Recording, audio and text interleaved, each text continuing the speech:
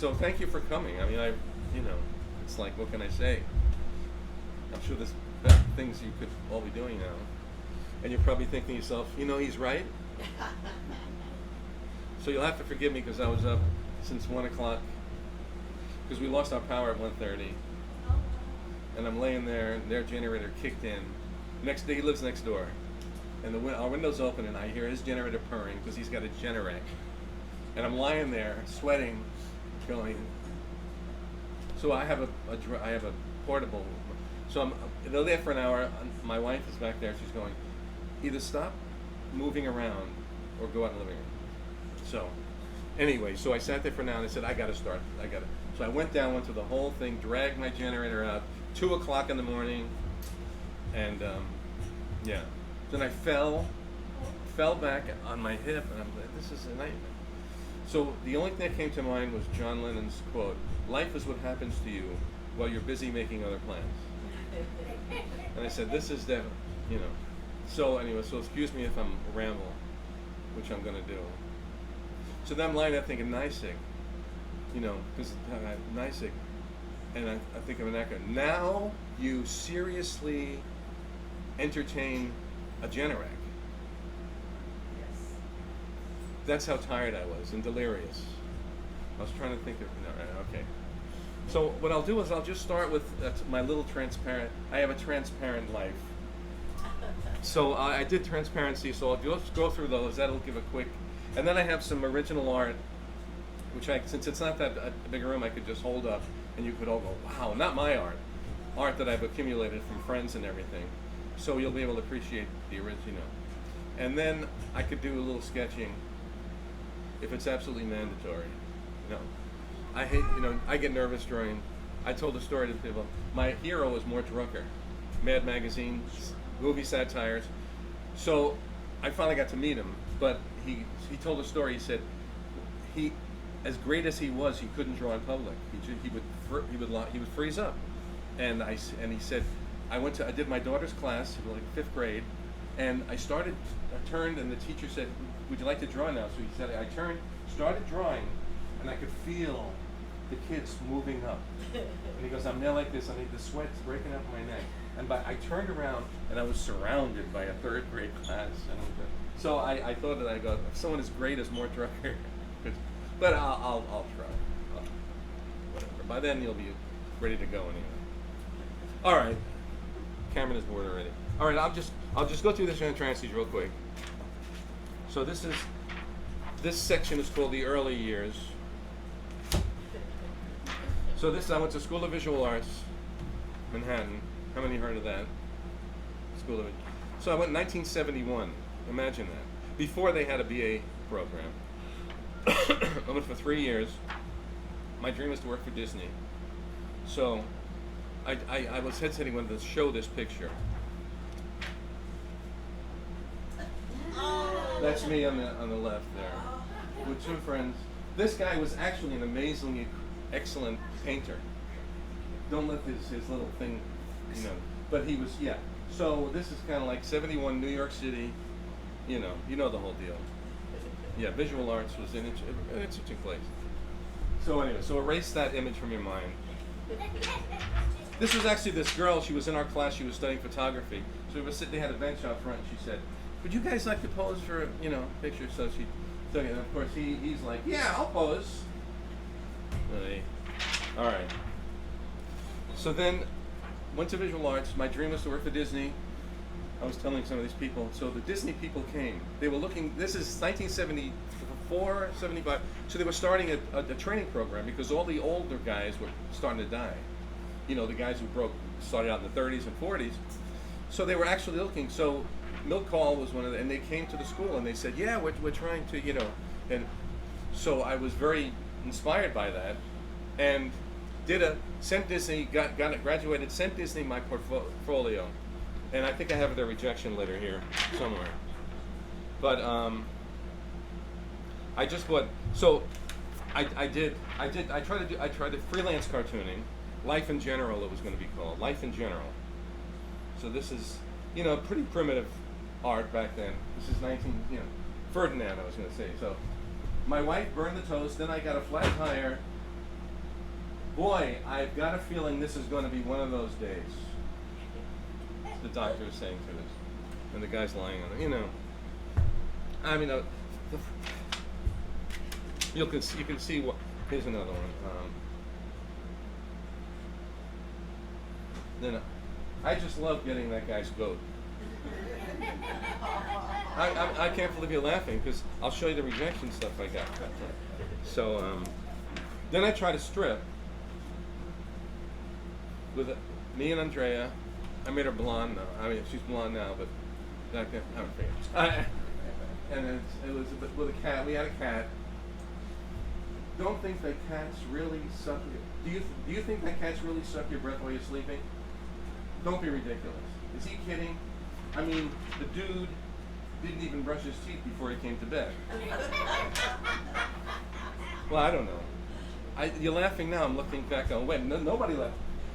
Duncan, his name is Duncan. Duncan, do you think we should use a little talcum powder, or is just drying his little behind enough? Listen, if it's all the same to you, I'd rather not make any rash decisions right now. I don't know. So then, DC Comics. I tried DC Comics. I said, okay, this is going to be I'm going to knock him dead. So I did some Conan stuff. I took a Conan, did some Conan cartoons. You know, made up a little story with Conan. And, you know, I just wrote I don't know. I mean, it's not bad, right? I mean, whatever. So here's my rejection letter from DC.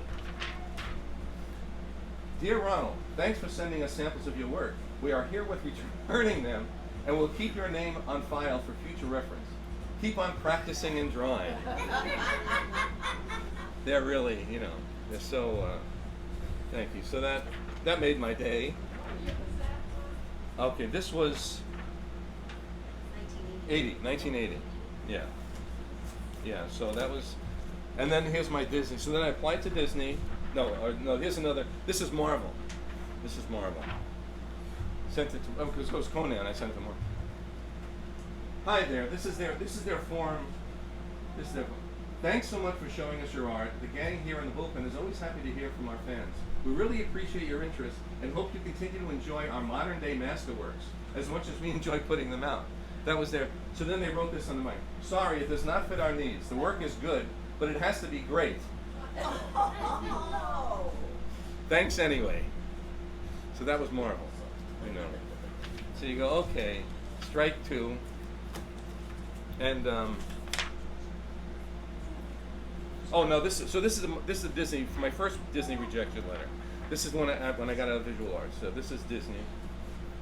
This is 1980 also. Dear Mr. Ferdinand, we are sorry to inform you that your portfolio of drawings failed to meet the requirements for entrance into our animation department.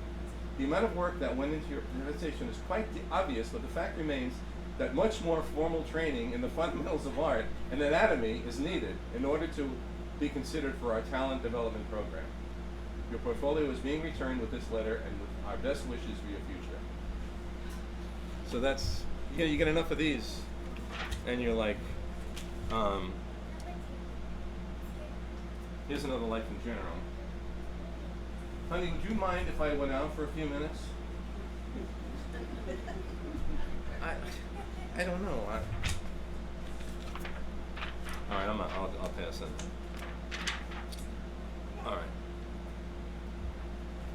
All right, one more rejection. This is for the strip. Dear contributor, thanks for showing your work to Newspaper Enterprise Associate and for United Features Syndicate. We have evaluated your submissions carefully and are sorry to tell you that your material does not meet our present needs. Our decisions are not necessarily a reflection on the quality of your work, but is based mainly on our perception of the marketplace. We wish you better luck elsewhere. Sincerely, Robert. Material offered art. Ronald, try a children's book publisher. Your work has an illustrative quality. Very nice of them, right? You know. So, all right, getting the job. All right, so this is.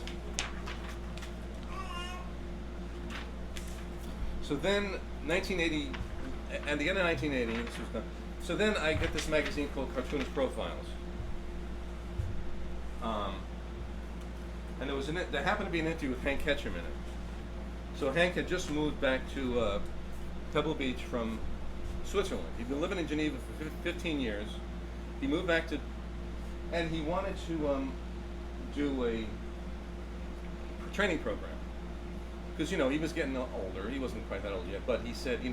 So I read this, and then I said. So then this is just a page from that Hank. So then at the end of it, he goes. So Judd, if you have your ear to the ground, you might pass the word and ask likely people to drop me a note at Pebble Beach, P.O. Box 800, with some samples of work. So I'm sitting in Jackson Heights, having to get a job. We got married. We were married, and I had to do something. So I saw this, and then I said, "What the heck? I have nothing to lose." He put his address in there. He's asking for it. So I did a few samples. So here's this sample. So I went out and bought a couple of Dennis books. And I never drew Dennis before in my life. So I just, got some samples, a couple of pages of samples. Just the characters, I just virtually copied. I didn't trace them, though. I did not trace them, okay? No. So I drew them freehand. And yeah, so I inked them as best as I could. I was inking with rapidographs back then. Rapidograph is very stiff, very. So I mailed them to him, never expecting anything. I just said, what the heck? So then all of a sudden, I mailed that. A couple of weeks later, where's that letter? Okay, here. A couple of weeks later, I get a letter. Dear Ronald, your package of Dennis samples arrived this morning, and I want to congratulate you on your good efforts. As you well know, Dennis and his friends are not the easiest to draw. There are many subtleties, and I joked with his secretary later. I said, you misspelled subtleties, There are many subtleties, and you have caught many of them right on target. Since my interview for Cartoonist Profiles, I have located 2 talented artists who are currently working here on a trainee status. It may be that another opening may occur during the coming months, and in that regard, would you please forward a resume of your personal history, education, professional background, along with a photograph? I thought that was funny, a photograph. You want to see a photograph? I would also like to see a few samples of your recent activities. So anyway, I got this letter. I'm like, okay, and I didn't know what to make of it. I thought my brother-in-law was going to be here, so he's not here. So he's driving. I'm showing them this letter. So we were going somewhere. So he goes. I was in the passenger seat. He goes, Ron, you should frame that letter and show it to your grandchildren, because he thought that's as far as it's going. That letter. He goes, that letter will, So I guess you're right. Thinking that that's the end of it. So we joke about it now, and so anyway.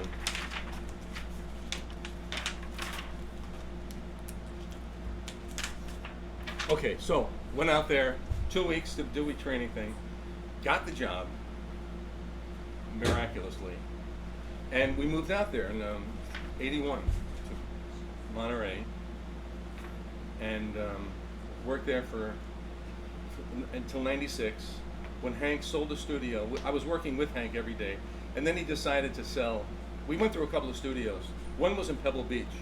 So we had the studio in Pebble Beach. It was a house that he transformed. He got Italian tile, did the whole studio in Italian tile. We were there for about a year, and the neighbors, and it was like 6 of us. There were 3 artists, a writer, secretary, Hank. So we had like 6 cars. So we would drive in and out every day. So the Pebble Beach people, because there's a gate, you have to go through the gate to get into Pebble Beach. So they started complaining. They said, it's just too much traffic. This is ridiculous. So there was a big article. Pebble Beach is the new Mr. Wilson, because they were complaining about all this. So he had to sell the house, and then we moved into Monterey. And anyway, so I went through a couple of studios, and then eventually he sold that. And I was working out of my house in Salinas. Went from working with him. I never saw him anymore. I faxed. This was fax machines, like early '90s. So I started faxing him, and my wife's sister lived up here, and so she's like, "Oh, wouldn't it be great if you could move back and we could have kids together?" And actually, so we thought about it, and then after the '88 Loma Prieta, '89 earthquake, we were like, because that was bad. She was literally holding our older son. I came home from work. I didn't feel a thing. I drove, left the studio. The traffic lights are out. I'm going, that's interesting. Must be a blackout. I get to my street. Everybody's out in the street. There's a big crack in the foundation of my house, and which I didn't see yet. So everybody's out in the street. I'm going, yeah, block party. So I pull up and she's there. She'd been in the house. The whole house shook. She grabbed her son and stood in the, so that was in '89. So that was interesting. So then we were kind of thinking maybe Monterey is a paradise, but maybe there are some catches there. So of course you come up here and then we had the tornadoes so there's really no safety. So anyway, so we moved back, and so I've been working with it. This is Hank. This is the real Dennis. Publicity shot, obviously. So that was Alice, his wife, in the strip. So so that was their real. He based it on his. Is that fact? I think that's correct. So so it's based on his life, and so he started. Dennis is it's by coincidence he's as old as I am. Dennis started in 1951, which is the year I was born. So that was always kind of an interesting little thing. And I'll show you some of Hank's art. This is a Hank pencil. I'll show you. So Hank, he did everything, and he worked on vellum paper, which is tracing paper. He worked on vellum. We had light tables. We worked on light tables, so that was great. No you didn't have to erase. You finished art. Everything was done. Everything was erased on there. So that's he was just a master. And this is the finished ink. So he'd do that.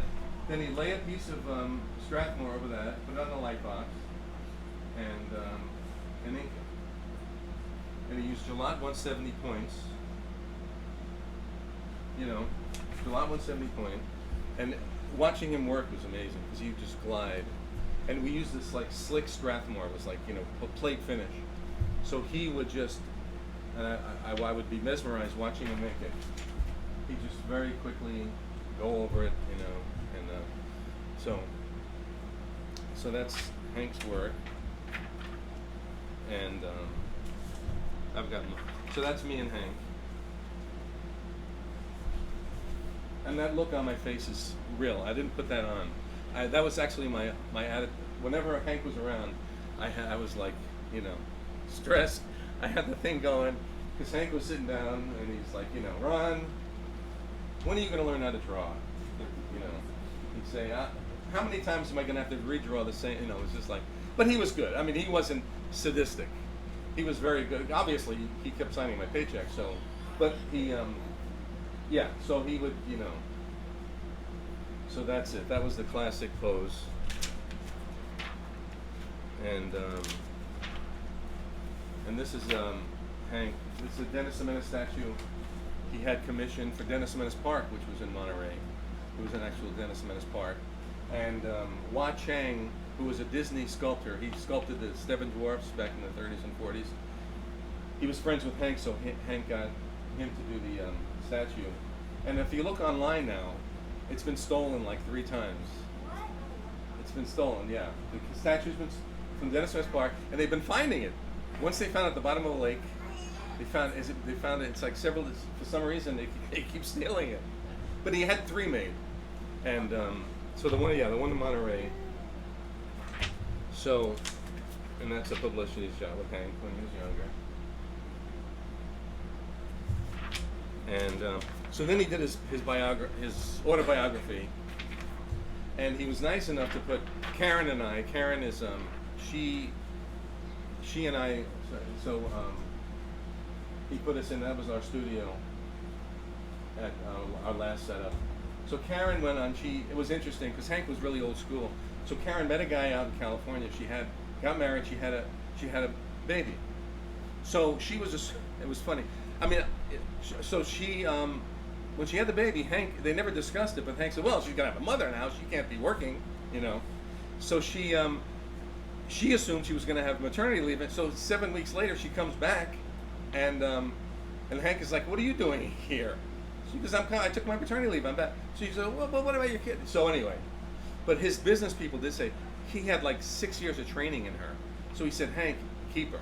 you know, because you invested all this time in. So she came back, you know, and she worked, and eventually they did move back. She was from Buffalo, so they did move back to Buffalo, and but she still writes. She's still writing for us, you know. So she's up and she has a house drawing business now. Karen Matchett is her name if you're interested. She does these beautiful linear line house drawings, and she's making a pretty good living at it. And she's writing for Dennis, so. But and that's Hank's Disney background. What Hank hated was, which we couldn't understand, the paperback books. Remember the little Dennis Fawcett paperbacks? They sold really well. So when we were working for him, all of a sudden Hank decided, I'm sick of them, you know, shoehorning the Daily Panel into the little paperback-sized books. He wanted like things to be done custom made. So he eventually he said, yeah, I don't want this to have all this white space around the little panel in the middle, and it's just to fit the paperback size. So he decided on one issue to do a flip book. So he did a Dennis running flip book on the bottom. So when you read the paperback, you know, you flip the thing and there's that. So I mean, that's how creative he was. He was like, you know, always trying. So I mean, to do that just to fill it, which wasn't even necessary. So he was really an amazing guy.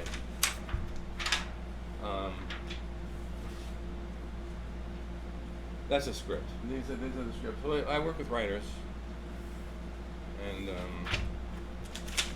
that's a rough. I do a small rough first, then a finish. I did bring it. Did I bring it? I forgot it. I had a. Oh boy. All right. So Hank, after he this is a friend who he worked for Hank in the '60s, and Dennis must have 3 freckles on his left cheek and 4 on his right. That was it. You know, no questions. That was. So he was kind of making fun of Hank's. You know. Then Hank decided to get. He always considered himself a fine artist. He wanted to be. He was like. So he, you know, the cartooning was good, but he wanted to get into serious painting. And I think I have a color version of this, but this is Andre Segovia. So he got into like impressionist watercolor, kind of a loose kind of thing. And it was really kind of sad because Hank had he developed bladder cancer. So he would paint, but he had to paint standing up. So he did it for a few years, and he had the easel. He moved it up like in the studio upstairs, and until he couldn't stand. So he had a couple of years at it, which was kind of. It was his dream to be, you know. So he did a lot of painting for the children's wing of the hospital out there. He did a whole series of paintings, and he, it was kind of sad. And then he passed away in 2001. And that's how we were. You were saying about how do they draw? So that he did model sheets because Hank started at Disney's. He worked on Donald Duck shorts and Fantasia. I think he worked on Pinocchio and Fantasia. I think.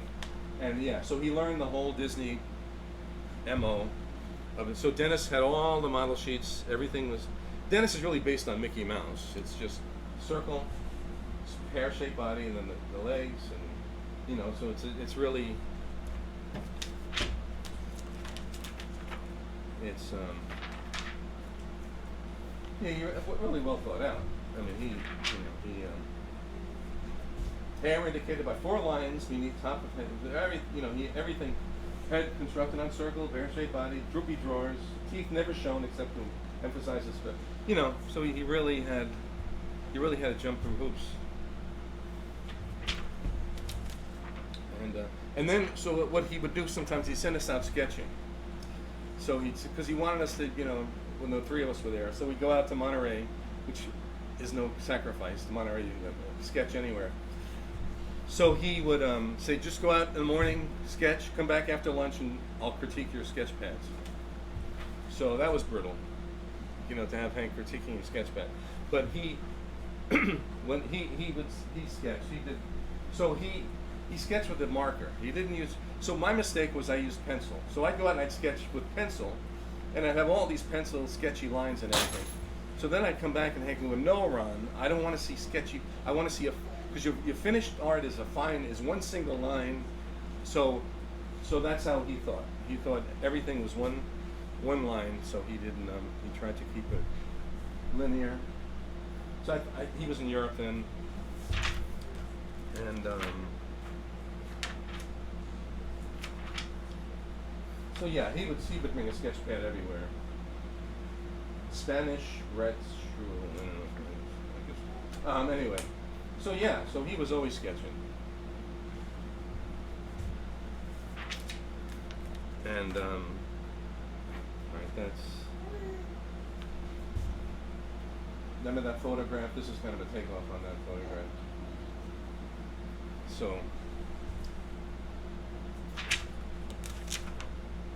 this is, I think this is the first Dennis. Oh.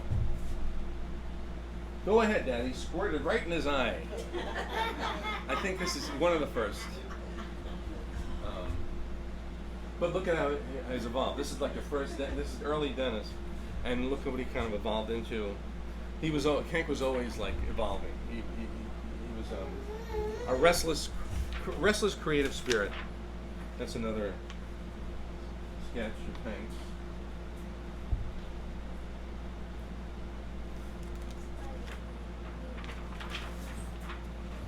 Another one, Kirstein Castle, 14th century. So anyway, that's kind of his. So he was always telling us to. So now I just have a few funny Dennis's, which I think are funny. That kind of made me laugh out loud. So I thought. So that's the gag, right? You're at the zoo. Do not feed the animals. And Dennis says, "No wonder they all look so skinny." He's laughing. He gets it. That's funny, right?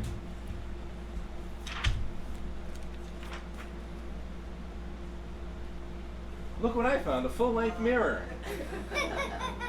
Hey, he's getting it.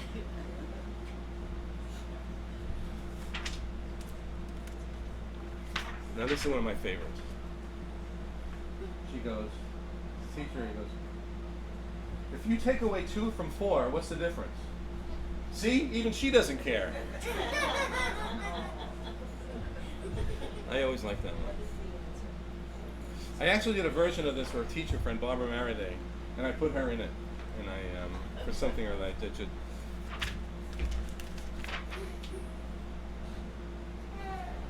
That was a big bump, huh, Dad?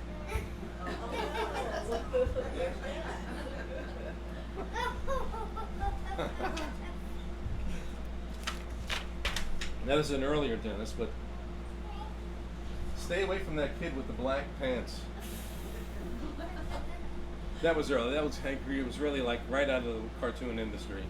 So the Dennis was like crazy wild. Oh, I'm blocking. He's such an affectionate kid. Why do folks call him Dennis the Menace?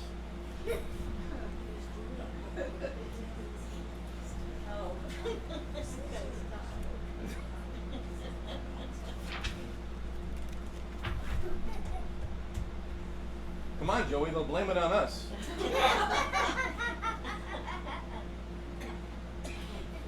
Can I record that? All right, this one, for some reason I cut off the caption, I don't know why. The caption is, mad, isn't she?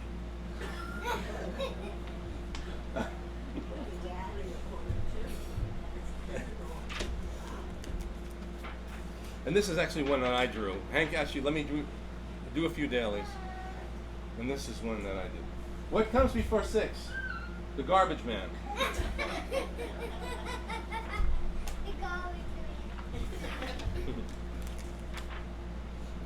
Okay. Did I ever show you my wall safe, Henry? I'm rather proud of the camouflage job.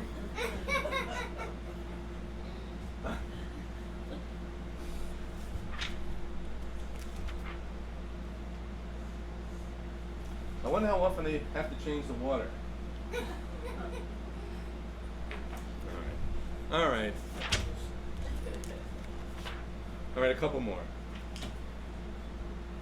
Hi, Mr. Wilson. How's my cold? You have to know Mr. Wilson to appreciate that one.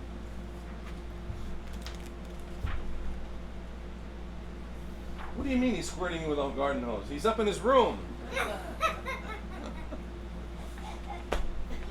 Get it? All right. Now this is, Hank always said the perfect cartoon is a perfect blend of the visual and the caption. So I think this one really captures that blend perfectly. Leave it alone. You know, this massive, yeah. So that was kind of the. All right, now here's a little side note. So this one this was a Hank sketch that I didn't steal it. No, we had sketches all over the place in the studio. I had a lot of stuff I threw away, a lot of stuff I kicked myself for not keeping. But some things I did, and he was doing the thing, so anyway. So I saw this, and I did manage to, however I got it. And it was the pencil, and it's beautiful in pencil. So I was on Facebook, and I was posting all this stuff on Facebook until I got hacked. I got hacked on Facebook for some reason. About 7 months ago, I get an email in the morning saying, I have your password, send me 400 Bitcoin dollars. This is when Bitcoin was still a thing. Or I'm gonna hack your page, whatever. So, he didn't have the password there. So I thought, yeah, I deleted it, blocked him. An hour later, I'm on the phone with somebody. I look, my Facebook page vanishes in front of my eyes. So I went on the Facebook. My son was like, Dad, don't waste your time. You're not going to talk to anyone. It's all bots. You'll never. So I said I had to go through it. So I went through the process, sent him my license, and then an hour later, our decision is final. So I don't know what happened, but anyway. So now I'm on LinkedIn, which I could have got back on. My nephew actually, the same thing happened to him, and there was some congressman in Florida who said, I can get you back on, and he actually got him back on. So I don't know what he went through today. So he sent me the stuff. He said, just do it. Just fill out this up. So I've been debating because it was so stressful, to get hacked like that, and then you'd be so powerless. But then that day I was getting heads up from my eBay account, saying suspicious activity. So this guy, whoever he was going through my whole thing. But anyway, but I used to post on Facebook, and even my syndicate, King Feature Syndicate. I called them. I said, hey, I think they must know somebody at Facebook. So I talked to my editor, and she goes, Ron, we'll look into it. So they get back to me. They said, nothing. I don't know. Facebook is interesting. So anyway, but I was I'm still friends with Tony Bancroft, who was a Disney animator. Tom and Tony were twin brothers. So I posted this on Facebook, the pencil. So he goes, Ron, I gotta have that. Because Disney animators love pencil work. Because they work in pencil. So he goes, yes, please, Ron, I'll trade you. Whatever you want to trade, I'll trade. So I said, well, I didn't want to turn Tony Bancroft down. So I said, okay, I'll send it to you. So he sends me this in trade. And I thought, that's a pretty good trade. So he worked on Pocahontas, so he sent me 2 Pocahontas pencils from the actual production from Pocahontas. He animated Pocahontas. So I think I did pretty good in that trade, right? So yeah, So anyway, look at, this is back, Pocahontas was what, early 90s? But then everything was pencil back then. Everything, no computers, no nothing. It was all done beautiful pencil work, and yeah. So anyway, that was just a little side thing. But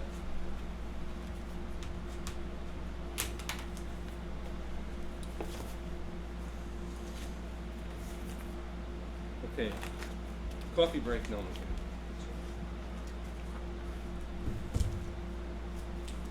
I got something else in here. Let's see what's in there. Oh, I got it. Dick Hodgins was a friend. I'm not a friend. He used to work for Hank. He did. How many remember Half Hitch? The strip Half Hitch. Hank created it. Hank was in the Navy, so he did this Navy strip. Lasted a few years, but Dick Hodgins worked on it. He was the artist. Hank created the characters. So Dick, I got to know him later in his life, and he would call me, and we talked. He was sick. He was not the, and he was working on Hagar at the time, Hagar the Horrible. So I got to know him a little bit, and about a year before he passed, he sent me this. nice. Tell Dennis the Menace, Hagar the Horrible is here.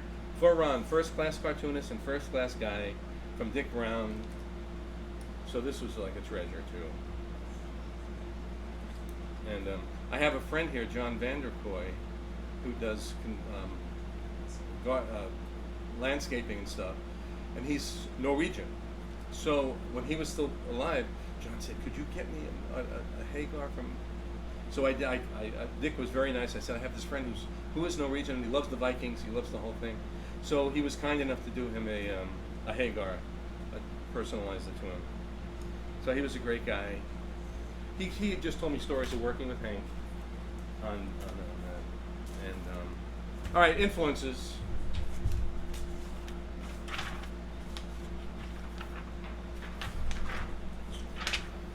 Some sayings that I think were very profound. Fawcett wrote in his book On the Art of Drawing that every drawing should be a struggle. If it comes too easily, be suspicious of it. Do it again. I don't know, you could take that a few ways. Maestro violinist Isaac Stern advised an advanced technique class in Israel. Make it so simple you can't cheat, as Diaroy advised his many disciples the same. So that's almost two different perspectives, right? So you kind of take, either make it so simple or it should be a struggle. So I don't know, but I thought they both had validity, both statements. And this, I'm not going to read you the whole thing, but Percy Crosby was he said, the greatest contributing factor to my success was an absolute craving to draw pictures all the time. This was in me. I did not decide that I would draw pictures anywhere and at any time. I didn't say to myself, I must keep in practice or I must improve my drawing. I just couldn't stop drawing anything and everything. I did not do this just to amuse someone else or to show off how good I could draw. I drew to please myself. I never cared at all whether anyone else liked my drawings. I don't know about that, but for me. Nor did I get discouraged if I made a bad one. I never saved my drawings. I would give them away if anybody wanted them, or I would throw them away. I drew on fences, blackboards, schools. As I said before, this was not a set plan to be a great artist. I had to. I have just much of anyway. There was one. Right. So anyway, if you get a chance, it's online, but he's great. Winsor, I mean Percy Crosby, Winsor McKay, who did Little Nemo. And yeah, but he just said, you know, he didn't care about money. He just drew because he had to draw. So, and this is Fantasia, pencil drawing, Preston Blair. So this was we lived in Monterey, so a lot of retired Disney people lived in the area. So when working with Hank in the studio, you never know who was going to show up. So one day, Preston Blair, who did the definitive Bible on animation called Animation by Preston Blair, he shows up. He just was in. So I'm working there, and Preston Blair comes in. He's like considered a god. So I said I got to get his autograph. So I ran home, drove home, and got my copy of Animation by Preston Blair. And I came back and I said, "Would you?" So anyway, so he was very nice. So he signed my favorite page, "To Ron, with respect, Preston Blair." So that was a nice get, you know, Preston Blair. And this is also from his book. He has a great book out there. It's still available, but the guy was amazing. And the funny thing is, after that, I saw him a couple of times in the supermarket, and he had a walker. You know, he's getting up in years. So he'd be in the supermarket, and I'd see him in the aisle, and he'd be very nice, and he tried to talk, but I knew he was struggling to like manipulate, and he would still try. And I said, "Boy, this guy's insane." So I would spare him. I just say, "Well, good seeing you," and leave, because I know he was just trying to hang on there. But some of these guys are just saints. That's Preston Blair. No, this is Fred Moore. This is Fred Moore, another Disney guy. He created the Mickey Mouse. The look. This is Fred doing the den. That's where Hank got it from. Pear-shaped body, the round head. But this was just Freddie Moore, another Disney guy. This is Mort Rucker, Mad Magazine. You know, the definitive character, the premier caricaturist. So I finally got to meet him. He passed away now.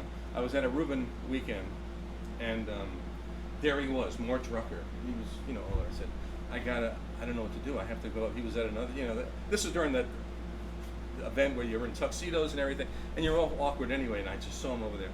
So I just went over, and we all had name tags, and mine said like Ron Ferdinand, Hank Ketchum Enterprise, whatever. So I go over there trembling, and I'm like, Mr. Walker, I just want to say that I'm a fan of yours, and so he looks at me and he goes, "You work for Hank Ketchum?" He looks at my tag, he goes, I said, "Yes, I do." He goes, "Could you introduce me?" So he'd never met Hank. I couldn't believe it. I mean, I can't, in the early years in New York, he was like this little child. He said, "Could you So I said, "Sure, come on," So I took him over to Hank, and I said, "Hank, this is more." So it was very funny seeing him become me. So I guess that's Hank Ketchum was like, that's the reputation he had. But that was an exciting moment to see one of your idols looking at, and Hanna-Barbera was another growing up, And another hero was Walt Kelly, Pogo, inked with a brush. He did all that with a brush, that still blows me away. Not a pen, that's all brushwork. And you go, how did he do it? Look at that delicate brushwork. I mean, the whole secret is thick and thin lines, that's really where the whole, and he could, how he could do that was just beyond me. Al Hirschfeld, another, and I watched him ink too. Hank used to ink very flowing line, but there was this YouTube video of him inking, and it's very scratchy, and I was very surprised because I thought he kind of had the same Hank flowing thing where but no, he was very meticulously inking it very, very slowly and deliberately. I was surprised to see that because it looked so free-flowing, But yeah, he was very meticulous.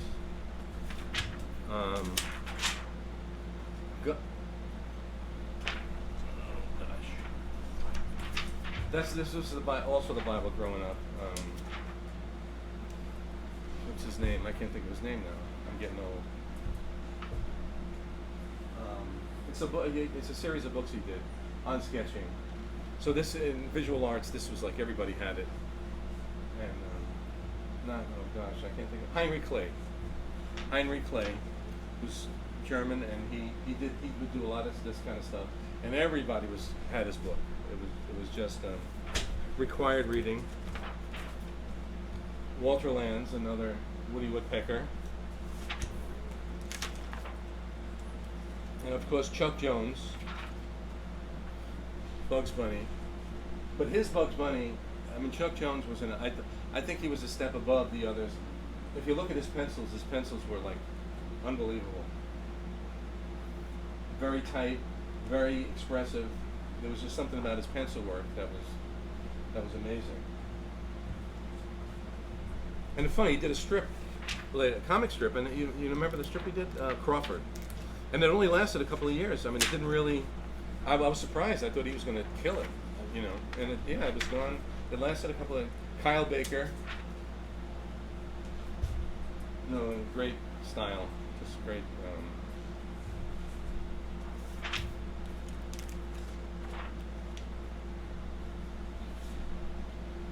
Just real nice stuff.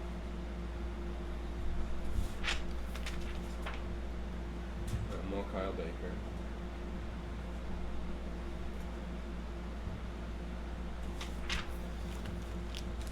More Walt Kelly. Beautiful. And look, he did blue pencil. So he worked in blue pencil and did the brushwork on top. Because if you see I don't have any originals, but if you see the copies of the originals, it's all, you can see like the blue line underneath the ink. Very amazing. I don't know how he did it. And then to do stuff like that on the Sundays, wow. Look at that. It's just incredible.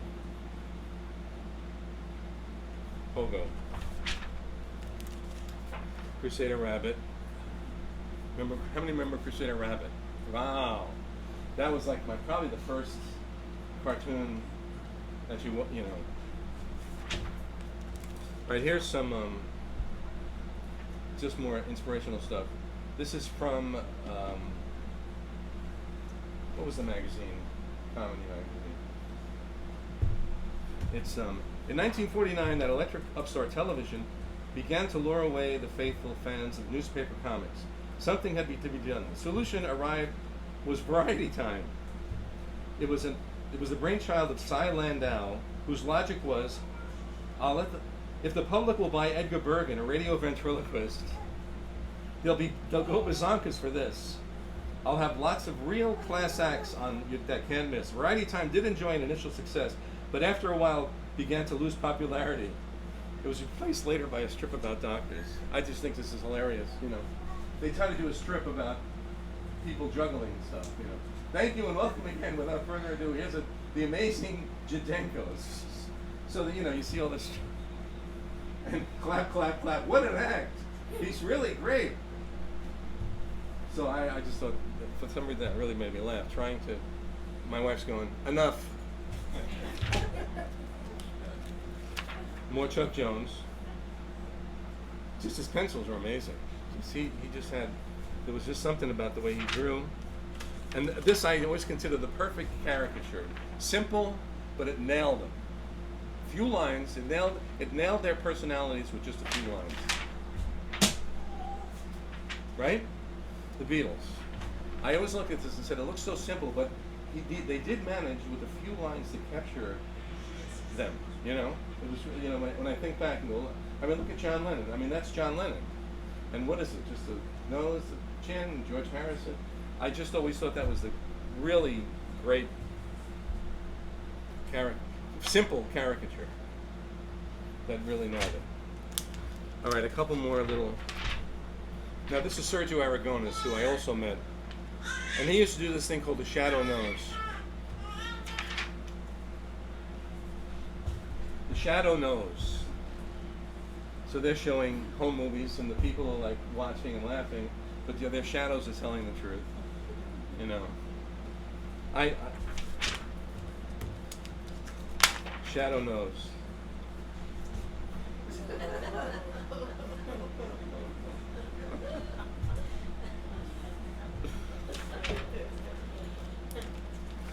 And then we had Joe Martin, Mr. Boffo, which I don't even know if it's still around, but I thought Mr. Boffo was a genius strip. The kind of thing you hate to see after taking the pains to lead a good and honest life. People hop on the fence in heaven. The kind of thing you hate to see after taking the pains to lead a good and honest life.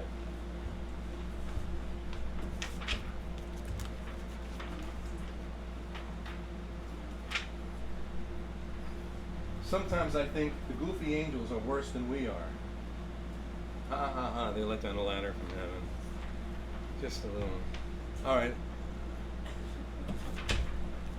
Couple more here. Just when you think it can't get any worse. Insurance salesman in hell. Just when you think it can't get any worse.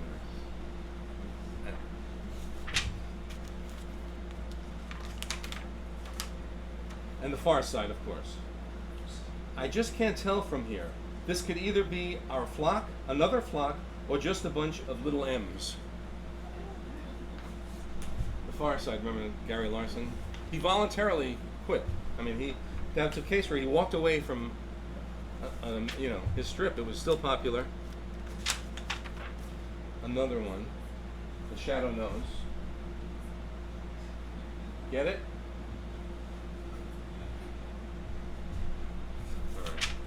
Now this is a case where I put my son Jordan back there. When he was working at Hannaford's, I said, "Well, let me put him in a strip. Because I could, get the mop ready, kid. He's here." So Jordan was working at Hannaford's then, so I thought, I embellished him. I made him a little cartoony there.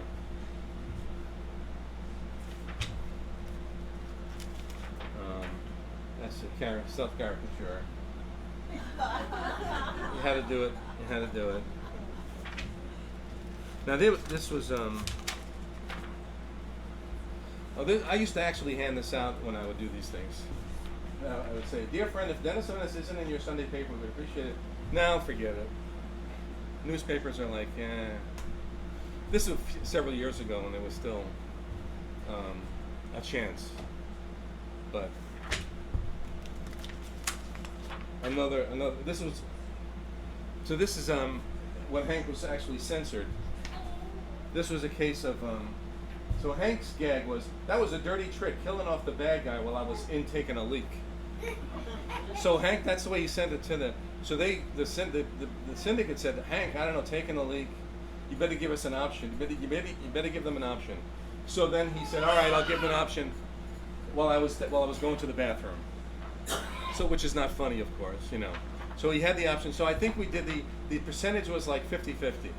50% used taking a leak, and 50% used going to the bathroom.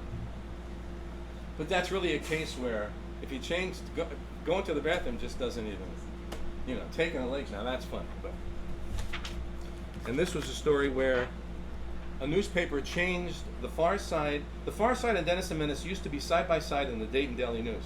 One day back in August of '81, someone accidentally switched their captions.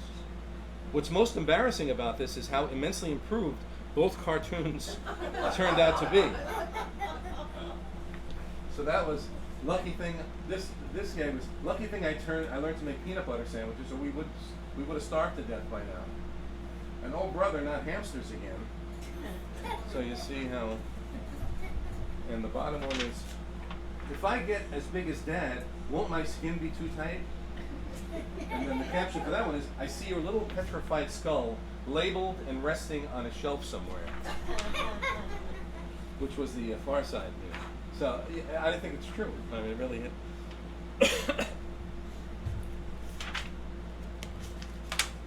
Okay. So this is before Dennis started, Hank was doing freelance work. And he would do a lot of for New Yorker.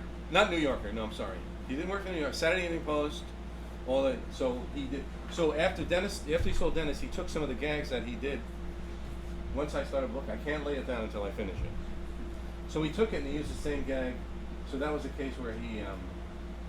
The interesting thing was when I moved out to California and I went to his studio for the first time, he was showing me his files, and he had a file of New Yorker rejection letters. He never sold a cartoon to the New Yorker ever. And he kept all the rejected cartoons in a file, just to remind him that he, you know, which I thought was an interesting, yeah, so he never sold.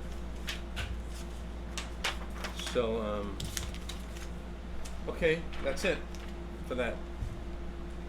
I brought some original art if you want to see it, not just mine. That, see, this is actually when Dennis was on the Rice Krispies box. People don't realize that Dennis was.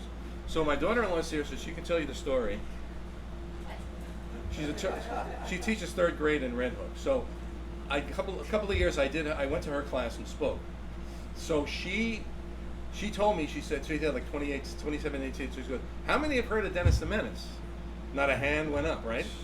Not a hand went up. So I was coming like a week or 2 weeks, whatever. So I gave her comic books, gave her YouTube things to watch, so she would show them, right? You'd show them in class, the cartoons and everything, you'd pass out the comic books.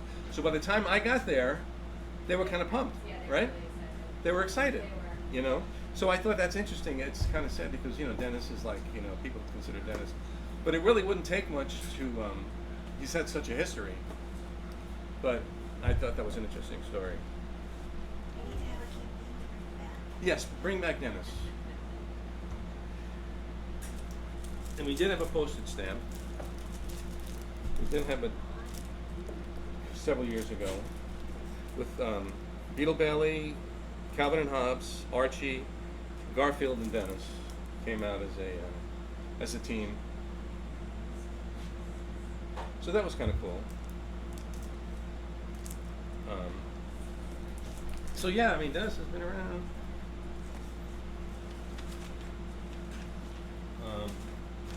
So I was on YouTube, I would do stuff. I mean, when I was on Facebook, I would do stuff like this. My favorite cartoon is Pinocchio, hands down. Do stuff like this all the time. See, I did Ostrander elementary graduation 2 months ago, and I did this for them. And they, and it was interesting because I did it. It was their 6th grade prom, whatever it was. So it was me. It was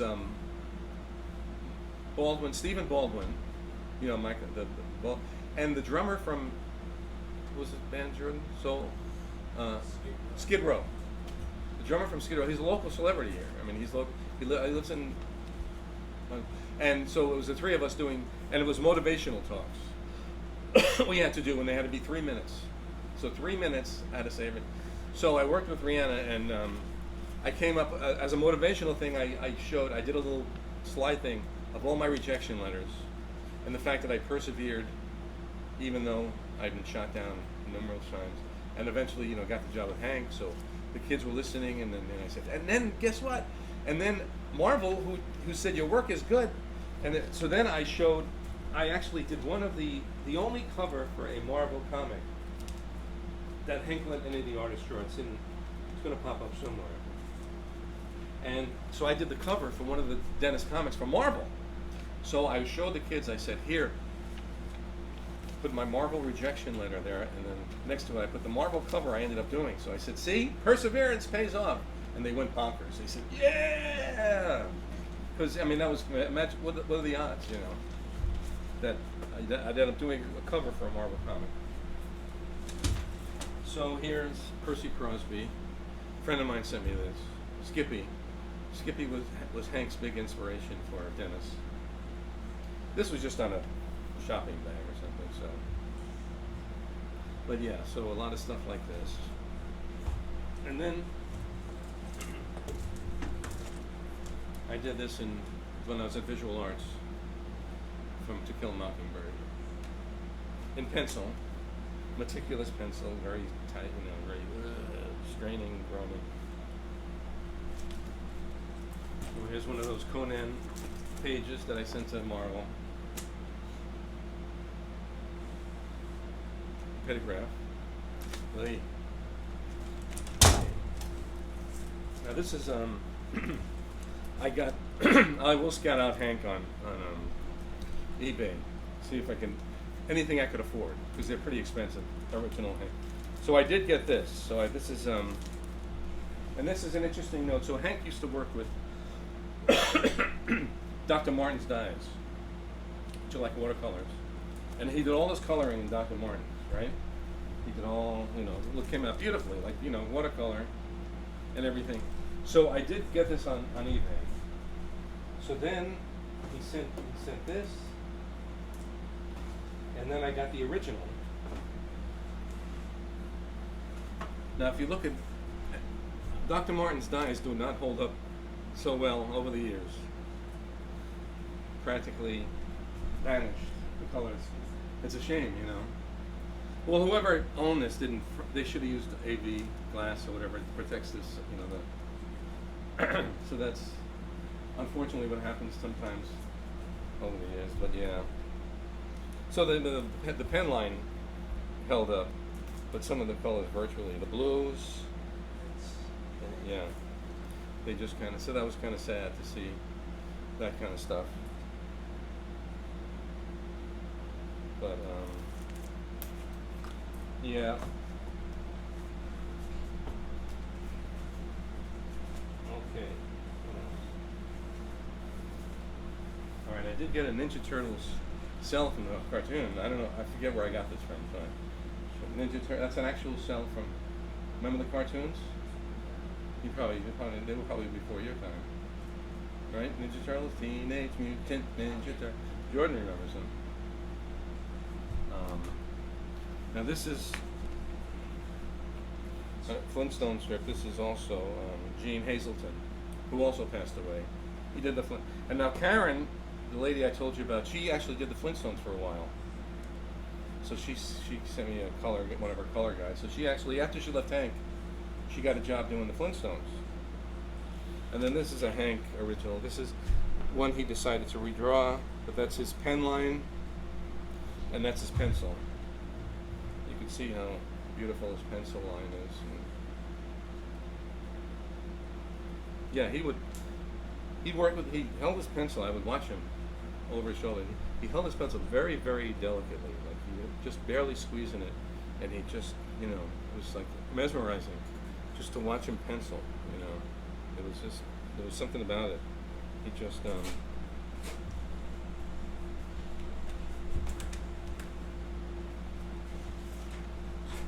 Now so Hank passed away on May 31st, 2001. So I was still corresponding with him by fax. He was still correcting my stuff. So I got this fax. No, I'm sorry, he passed away on June 1st.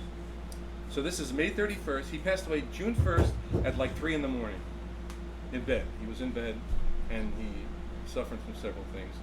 So I got this on May 31st, literally hours, right? So I'm thinking to myself, this is probably one of the last things he drew. And it was just a critique on, I was doing a Sunday page with Margaret. So he just made comments, maybe they'll even get married. He was kind of working with the doc. But so here he was hours before he passed. This may have been the last thing he drew. Like, this is May 31st at 3:08 3:08 p.m.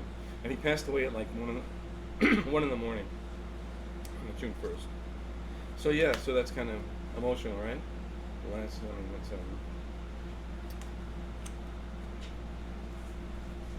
Okay, Andrea, what should I do now? I was afraid you were going to say that. All right, so all right. I don't know. I mean, I could just, I have endless stuff here, but.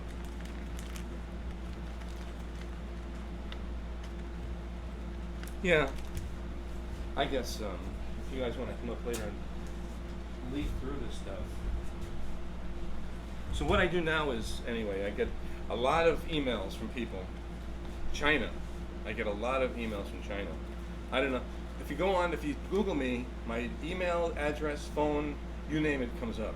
So I get a lot of emails. So this is what I've kind of done. I've done this kind of stuff.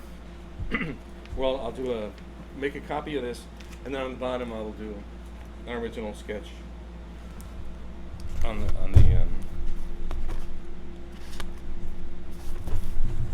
So this email was from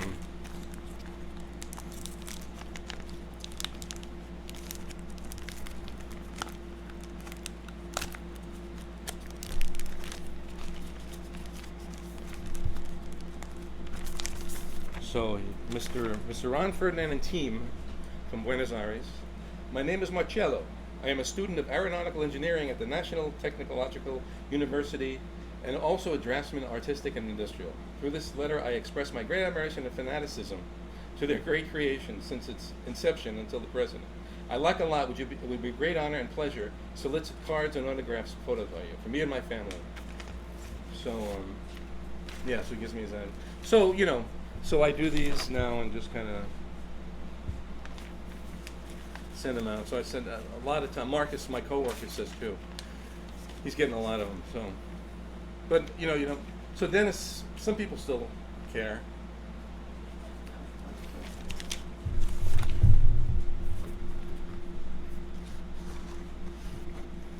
And here's a current. I just did the daily on this one, and so he said Hank's wife is kind of our editor now. We run everything by her before. So we did this one, and I get it. The caption is Mrs. Wilson says, "I wish I knew then what I know now," and then Mr. Wilson says, "I wish I knew now what I knew then." I don't know. So I did this was my interpretation of it. So then I sent it to Marcus. So Roland said, "No, Dennis has to be in it." Because sometimes I do them, and if it's the Wilsons, but Roland is saying no, Dennis has to be. So I had to redo it and stick Dennis in here. So she's like, "No, Dennis has to be in every panel because that's the name of the strip." But sometimes you think the Wilsons kind of are established characters, but So when we did the movie in '93, Dennis the Menace, remember that one with Walter Matthau as Mr. Wilson? What a get that was. So Hank, when it was filmed, John Hughes, the Home Alone, he wrote it, and I forget who directed it, but Hank went out there, Chicago, during the filming, and they had sent for all the background information on Dennis. So Hank went out during the filming, and I don't know if you remember the movie. There was this character in it, Switchblade Sam. It was kind of dark, and it was what's his name from Taxi, you know, Christopher Lloyd, and he played this like sleazy who would lurk around in backyards, and in the end, so the plot is he eventually kidnaps Dennis, and you know this is '93, so, but so we had a big premiere there in Monterey, and Hank went and everything, and I was talking to Hank about it, and I said, Hank, don't you think I was a little dark having this Switchblade Sam character in it? And in one scene, he takes Margaret's doll, and he's holding it for ransom. I don't know. It was just kind of. So Hank said, Ron, you need a life or death challenge. If you don't have a life or death situation, nobody's going to care. So he said he kind of agreed with it. He said, no, you had to have. I mean, it wasn't nothing like dark. I mean, it was just all And then so Hank has him. I mean, Switchblade Sam and Dennis are by the fire, and Dennis throws coal down his pants. It becomes a slapstick thing. But Hank really felt that it had to be there had to be. If there's no life and death struggle, then it's not worth it. So that was interesting. But anyway, the guy who played Dennis, Mason Gamble, I'm still in touch with him. And when he got married a few years ago, his aunt said, could you do it? So I did a cartoon of Dennis with his wife, husband and wife thing. And then over the years, I've done a few more for them. They had a baby. But he's totally out of showbiz now. He's an oceanographer.